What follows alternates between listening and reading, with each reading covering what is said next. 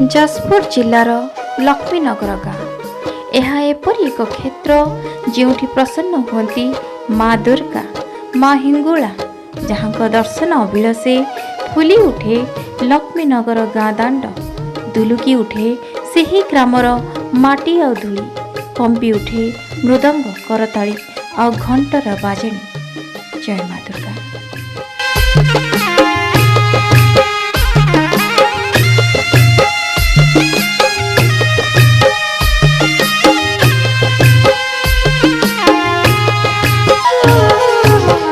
रात 9 दिन माई दसम दिन विदाई विसर्जन माँ चली।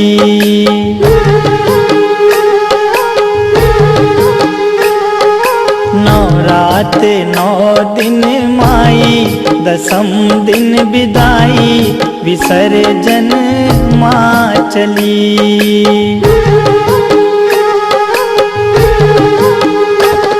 विसर्जन माँ चली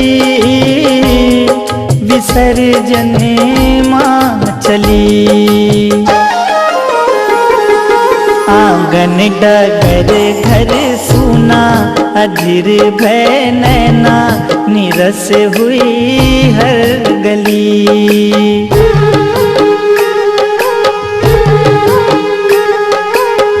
रात 9 दिन माई दसम दिन विदाई विसर्जन माँ चली।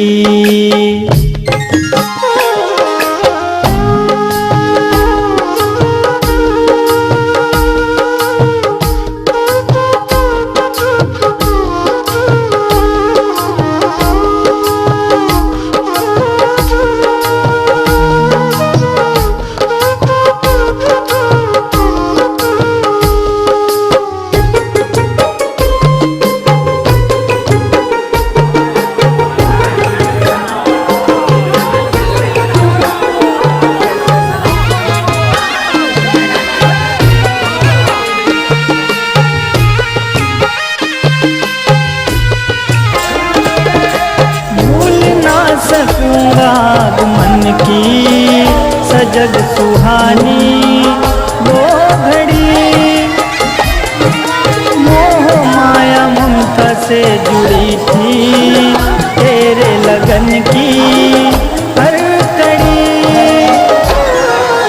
सपनों की वो डोर टूटी माँ बेटे से रूठी मुरझाई मन की कली।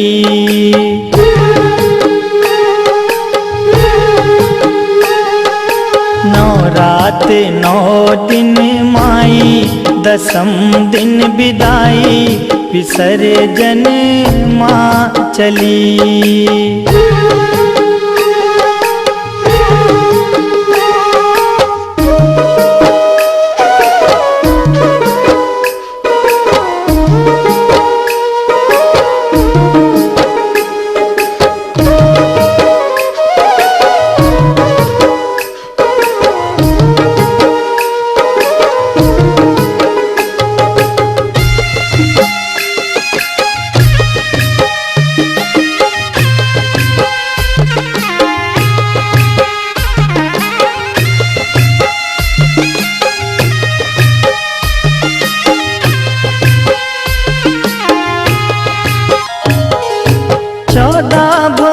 की महारानी अतिथि आई खुशी लिए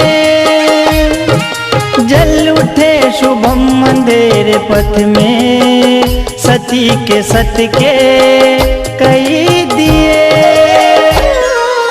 गरबा डांडिया नाच गाना जगराते का तराना हर एक रहना भली।